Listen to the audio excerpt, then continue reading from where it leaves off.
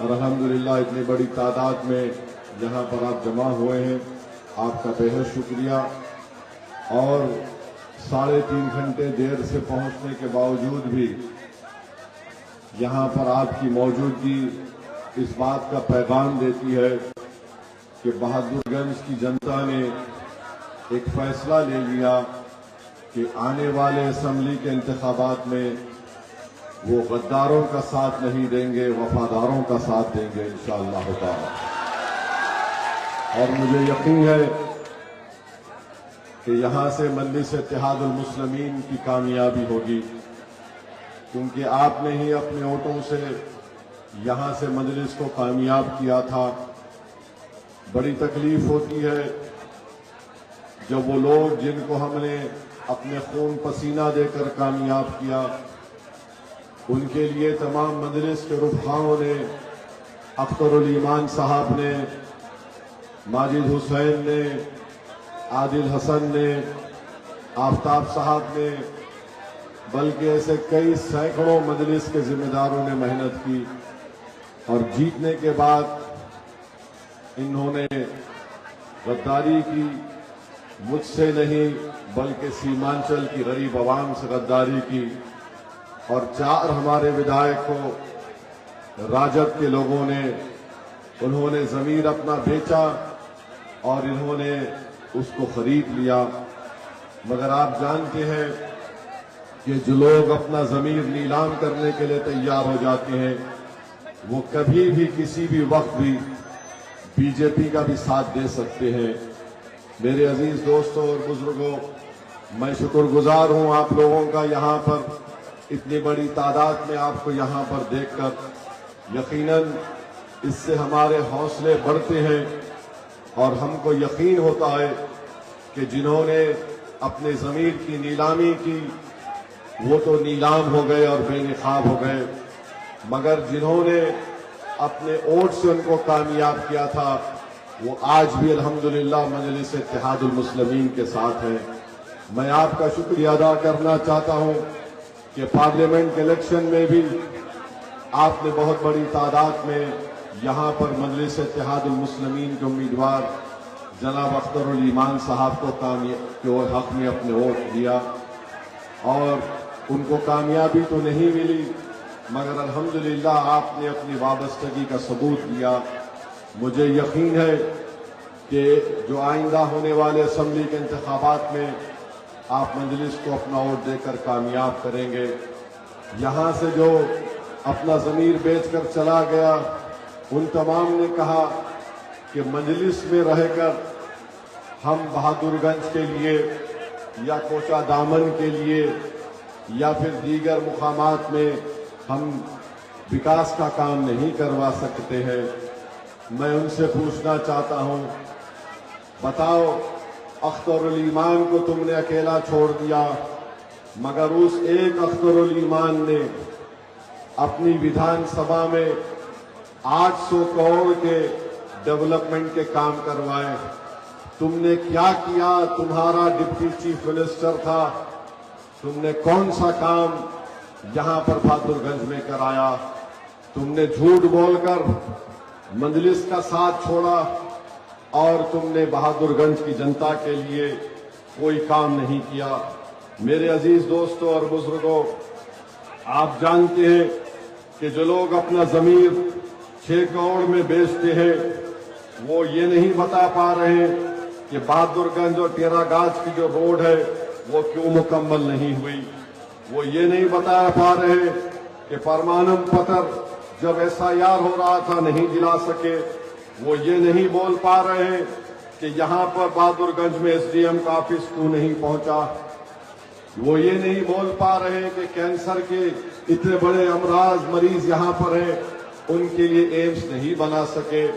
मगर ये बहुत से काम इंशाअल्लाह ताला मुझे यकीन है कि यहाँ से मजलिस के उम्मीदवार की कामयाबी के बाद ये तमाम काम यहाँ पर करवाए जाएंगे। मैं आपको बताने के लिए यहाँ पर आया हूँ और खड़ा हूँ कि अक्सर ये लोग कहते हैं कि मजलिस के ताल्लुक से, कि मजलिस के उम्मीदवार को खड़ा होने से वोट कट जाती है। मेरे भाई, अख्तरुल ईमान साहब और मैंने कई बार कहा कि हमारे खड़े होने से बीजेपी नहीं जीतती। आप बताइए, मेरे पास, मैं तो चैलेंज कर रहा हूं, चाहे राजद या कांग्रेस का कोई नेता मुझसे आकर बहस कर ले कि मजलिस के खड़े होने से किसको फायदा पहुंच रहा है। तुम 10 मिनट मेरे दलील के सामने नहीं ठहर सकोगे। मैं तुमको 10 मिनट में उठाकर भगा दूंगा, क्योंकि इतने दलीलें मेरे पास हैं। अख्तरुल ईमान से लोग आकर कहे कि अख्तर भाई, आपके नेता ओवैसी अलायंस करना नहीं चाहते। अख्तरुल ईमान साहब ने मुझसे कहा, मैंने कहा अख्तर भाई, ये लोग क्या चाहते हैं? उन्होंने कहा कि लोग कह रहे हैं कि हम लालू प्रसाद यादव को लेटर लिखें। मैंने कहा उनको बोलो क्या लिखना है, कागज पर लेटर लिखकर साइन करके भिजा दो। 2 लेटर अख्तरुल ईमान ने जनाब लालू प्रसाद यादव को लिखे। फिर उनके बेटे ने कहा, नहीं, मुझसे कोई बात ही नहीं हुई, मुझे नहीं मालूम। मुझे एक बात बताइए, आप और हम जिस परिवार का हिस्सा हैं, अगर हमारे घर में, अगर हमारा कोई घर का बड़ा आदमी, अगर हम उसके पास चले जाते तो कहता है कि मैंने ये लाइन डाल दी है, और हम अपने बड़े के फैसले को कबूल कर लेते। ये एक अजीब शख्स है जिसका बाप जिंदा है, अपने वालिद की जिंदगी में कह रहा है कि मुझसे नहीं बात करे। मैंने कहा इसकी भी हुज्जत पूरी करो अख्तर भाई। तो अख्तर भाई ने कहा कि सर, इसको लेटर मैं दूंगा और अपने तरीके से दूंगा। मैंने कहा लेटर आप दे दो, तरीका आपका। तो अख्तरुल ईमान ने ढोल बजाकर उसको ले जाकर घर पे लेटर दिया, ताकि इनको मालूम हो जाए, पूरी दुनिया को मालूम हो जाए कि मजलिस अलायंस करना नहीं चाहती बल्कि करना चाहती थी। लेटर दिया। लेटर में अख्तरुल ईमान ने क्या लिखा कि हमको तुम गठबंधन का हिस्सा बनाओ, 6 सीट दो हमको, 5 तुम जीत चुके थे, 6 दे दो, और अगर तुमको सत्ता मिलती किसी में से, हम अगर 6 जीत गए तो मंत्री मत बनाओ, सीमांचल से इंसाफ करो, सीमांचल डेवलपमेंट काउंसिल बनाओ, ताकि ये भारत का सबसे पसमानदा इलाका है, यहां पर खुशहाली आए, यहां पर इंसाफ हो। बताइए कौन सी गलती हमने की? इतना खुला लिखकर दे दिए। मगर मैं उन लोगों को एक पैगाम देना चाह रहा हूं, याद रखो, हमने तुमको खत लिखकर कमजोरी की निशानी नहीं पैदा की, कमजोरी का पैगाम नहीं दिया। हमने तुमको खत लिखकर कहा कि देखो, अगर तुम भाजपा को रोकना चाहते हो बिहार में, हम हाथ बढ़ाए हैं तुमसे हाथ मिलाने के लिए, मगर अगर तुम हमारे हाथ बढ़ाने को कमजोरी समझते हो तो याद रखो तेजस्वी, ये हाथ तुम्हारे गिरेबान के तार से भी खेलने को तैयार है। ये हाथ जब हम बढ़ाते हैं तो ये कमजोरी की निशानी नहीं। अल्लाह ने इस हाथ में बहुत ताकत दी, अल्लाह ने इस दिमाग में बहुत सलाहियत दी। हम दिमाग और अपनी हाथ की ताकत पर हर एक से मुकाबला करने को तैयार है, चाहे मोदी हो, अमित शाह हो, नीतीश हो या राजद का कोई नेता हो। हमारी इस पैगाम को तुम कमजोरी मत समझो। अरे ज़र्फ होना चाहिए। तुमने मेरे 4 एमएलएस को खरीद लिया, उसके बावजूद भी मैं कह रहा हूं कि हमको बिहार में बीजेपी को रोकना है, क्योंकि अगर खुदा ना खास्ता लाखों बार अगर एनडीए जीतता है तो नीतीश मुख्यमंत्री नहीं रहेंगे, कोई बीजेपी का आदमी मुख्यमंत्री बन जाएगा। वो मैं नहीं चाहता, हम कोई भी नहीं चाहते। इसीलिए हमने अपना हाथ बढ़ाया है। अगर तुम हाथ बढ़ाने को कमजोरी की अलामत समझते हो, ये हाथ बहुत दराज है तेजस्वी, तुम्हारे गिरेबान के तार हम उससे खेलेंगे, याद रखो। मेरे अजीज दोस्तों और बुजुर्गों, जो बोलकर बहादुरगंज से छोड़कर तेजस्वी के दामन में जाकर बैठ गए कि मजलिस में रहने से विकास का काम नहीं होता। अरे तुमने क्या उखाड़ लिया? अख्तरुल ईमान मंत्री नहीं है, मगर अपनी विधानसभा में अख्तरुल ईमान ने अल्हम्दुलिल्लाह 800 करोड़ के कामों की शुरुआत कर दी। ब्रिज का काम चल रहा है।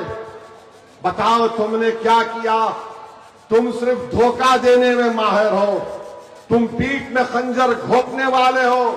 तुम सीमांचल के गरीबों के ख्वाबों को चूकनाचूर अगर तुम करना चाहते हो तो मैं सीमांचल की जनता को पहले ही पैगाम दिया हूं, याद रखो, अगर दुनिया मेरा साथ छोड़ देगी, बहादुरगंज की जनता, तुमको एक दीवाना दुनिया में मिलेगा जो खड़े होकर सीमांचल जिंदाबाद, सीमांचल जिंदाबाद, सीमांचल जिंदाबाद कहता रहेगा।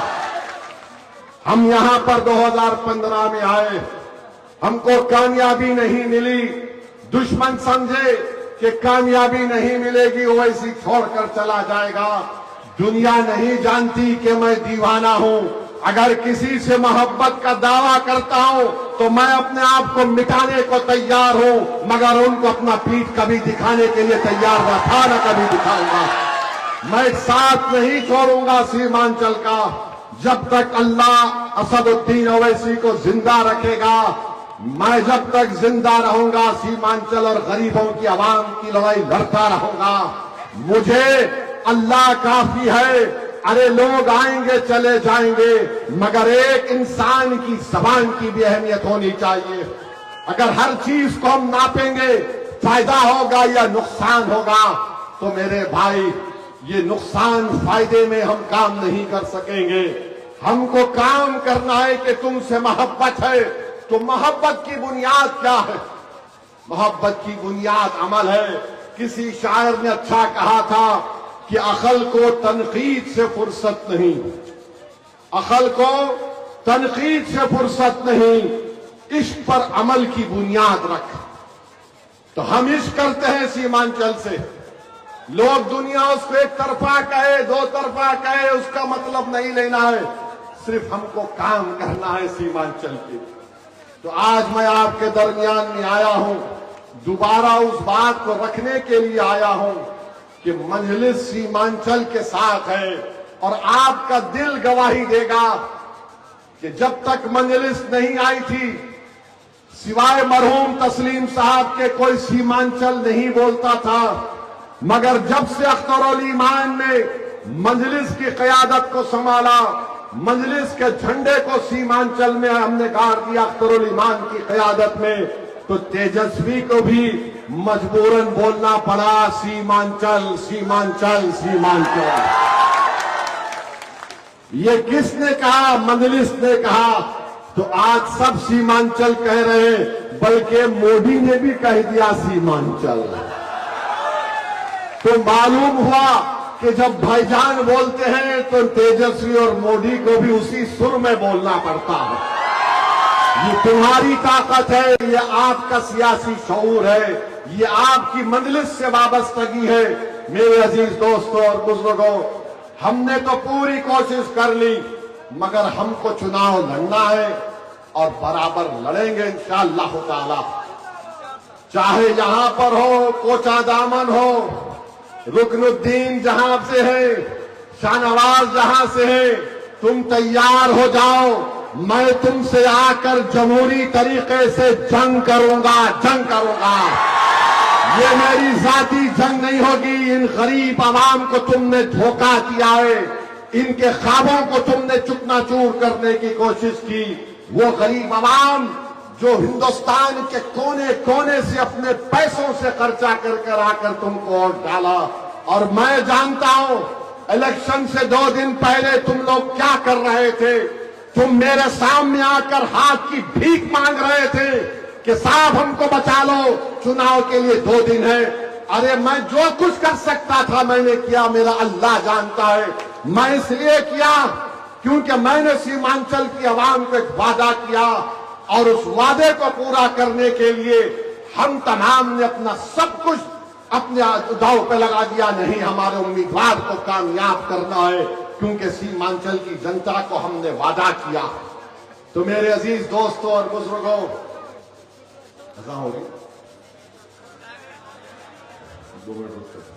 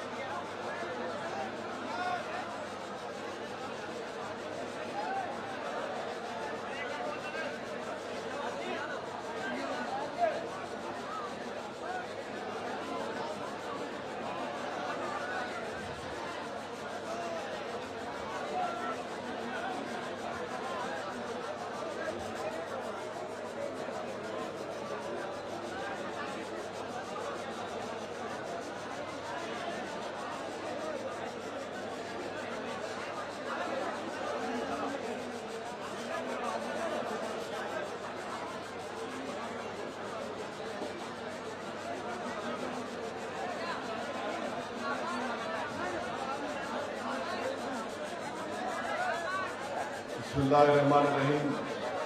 मेरे अजीज दोस्तों और बुजुर्गों, आप जानते हैं कि मोदी ने भारत में एक काला कानून वक्फ का बनाया है, जिसकी तारीफ नीतीश कुमार ने की, चंद्रबाबू नायडू ने की, चिराग पासवान ने की, और एक ऐसा कानून बनाया गया जिसके जरिए नरेंद्र मोदी बिहार के मस्जिदों को हमसे छीनना चाहते हैं, दरगाहों को, खानकाहों को, कब्रस्तानों को, ईदगाह को छीनना चाहते हैं।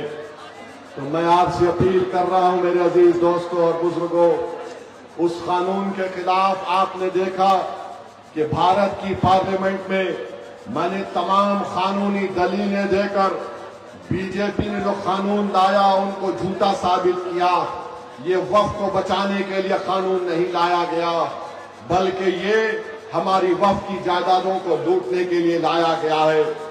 आज हमारी मस्जिदों के ऊपर इनका निशाना है, तो मेरी आपसे गुजारिश है कि हमको मुत्तहिदा तौर पर अपने आप को मुत्तहिद होकर अपने के कोर्ट को इस्तेमाल करना चाहिए, ताकि हम पैगाम दे सके फिरका परस्त ताकतों को कि हम तुमको अपने वोट के जरिए शिकस्त देंगे जो तुमने ऐसा काला कानून बनाया है। मेरे अजीज दोस्तों और बुजुर्गों, नरेंद्र मोदी और बीजेपी बड़ी बड़ी बातें करती हैं नेशनलिज्म के बारे में, कौमियत के बारे में। नरेंद्र मोदी ने कहा था कि खून और पानी एक साथ नहीं बह सकते। मोदी ने कहा बातचीत और आतंकवाद एक साथ नहीं हो सकता, मगर आपने देख लिया कि नरेंद्र मोदी सिर्फ जबानी डायलॉग मारते हैं, लंबी लंबी छोड़ते हैं, और हमारी भारत की क्रिकेट की टीम को नरेंद्र मोदी की सरकार पाकिस्तान से क्रिकेट मैच खेलने की इजाजत देती है। और नरेंद्र मोदी सीमांचल को आके बोलते हैं कि यहां पर बांग्लादेशी है। अरे मोदी जी, 65 लाख नाम इलेक्शन कमीशन ने निकलवा दिए, उसमें कौन सा निकला सीमांचल का बांग्लादेशी, बताओ। मोदी और अमित शाह के बोलते यहां पर आबादी बढ़ रही है। अरे आबादी बढ़ रही है तो मोहन भागवत आरएसएस का क्यों पुकार के बोल रहा 3 बच्चे पैदा करो, 3 बच्चे पैदा करो। मोहन भागवत बोल रहे कि 3 बच्चे पैदा करो।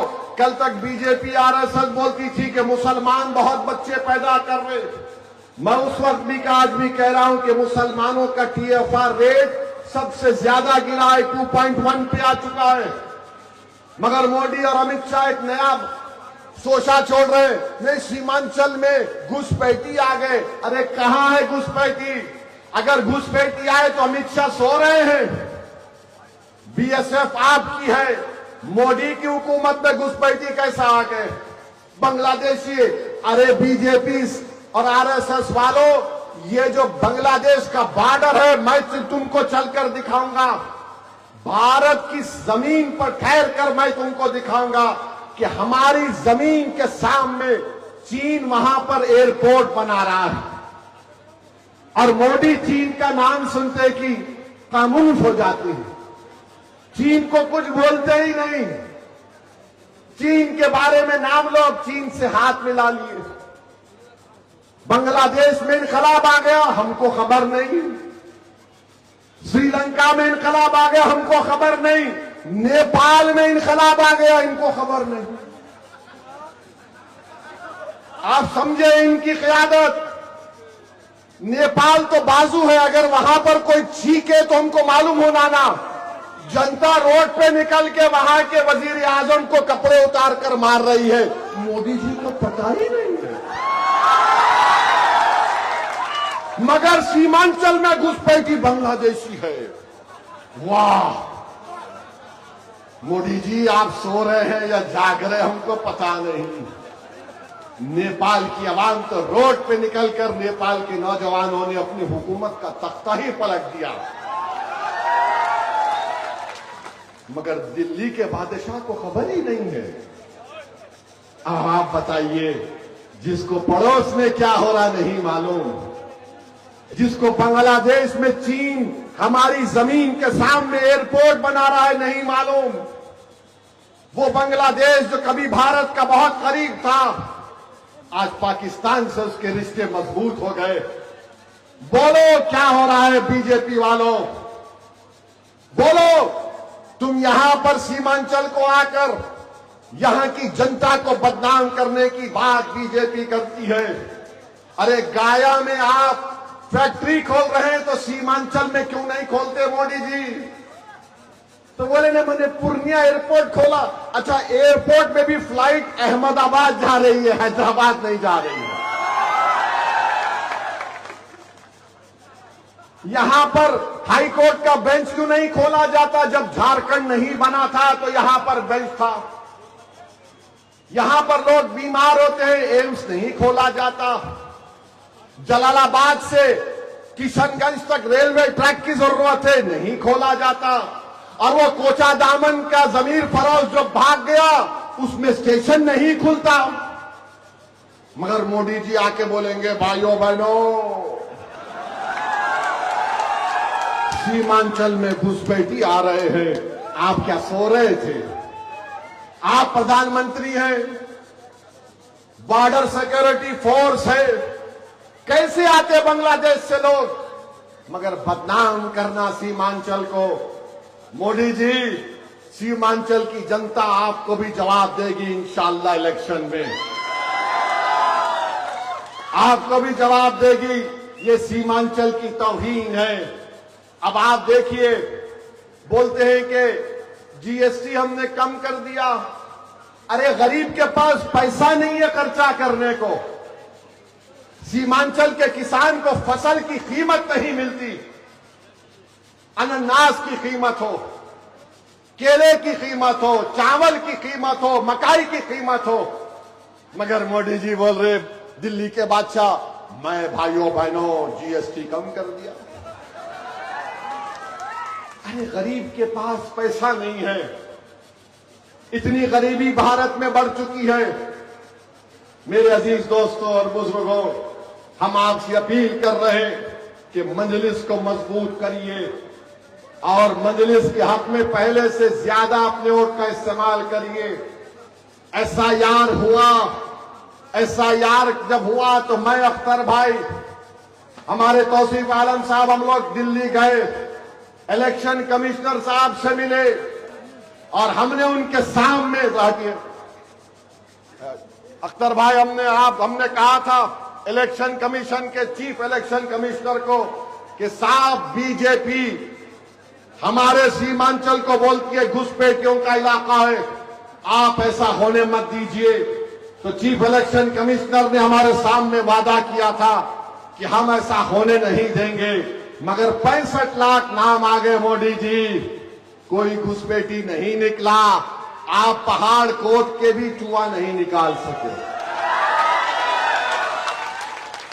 मेरे अजीज दोस्तों और बुजुर्गों, इस बिहार प्रदेश में 20-22 साल कांग्रेस की सरकार रही, 15 साल राजद की रही, अब 20 साल नीतीश कुमार की सरकार रही।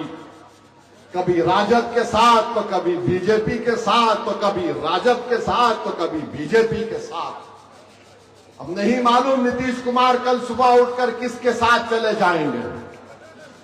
मगर इतने साल आप खो चुके हैं, इतनी पार्टीज को आपने वोट दिया, हमारे बुजुर्गों ने दिया, हमारी 2-2, 3-3 पीढ़ियों ने दे दिया, मगर क्या हासिल हुआ बताइए आप।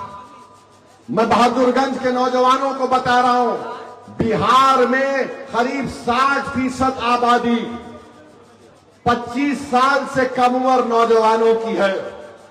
नौजवानों, ओवैसी, अख्तर अली मान तुम्हारी लड़ाई लड़ रहे हैं, क्योंकि कल का दिन, कल का निकलने वाला सूरज तुम्हारा मुस्तकबिल का सूरज होना चाहिए। नौजवानों, हम तुम्हारी लड़ाई लड़ रहे हैं। अब हमारी जिंदगी के दिन कितने बाकी है वो हमारा रब जानता है। मगर जितना भी वक्त अल्लाह ने हमको दिया है, हम यही चाहते हैं कि ये 25 साल से कम उम्र के नौजवान लड़के और लड़कियां, जो बिहार की आबादी का करीब 60% का हिस्सा है, इनका मुस्तकबिल रोशन हो। ये कुछ हासिल कर सके जिंदगी में जो इनके बाप दादा ने नाइंसाफी देखी हो, नाइंसाफी ये नौजवान ना देखे। ये हमारी कोशिश है। मैं तुम्हारे सामने हाथ फैलाकर कह रहा हूं कि आप हमारा साथ दो नौजवानों। तुमने बरसों इन लोगों का साथ दिया, तुम मुझ जैसे एक दीवाने का साथ दो। याद रखो, मैं उन लोगों में नहीं हूं जो तुम्हारा भरोसा लूट कर भाग जाऊंगा। तुम मेरा साथ दो, मैं तुम्हारे साथ जिंदगी भर रहूंगा।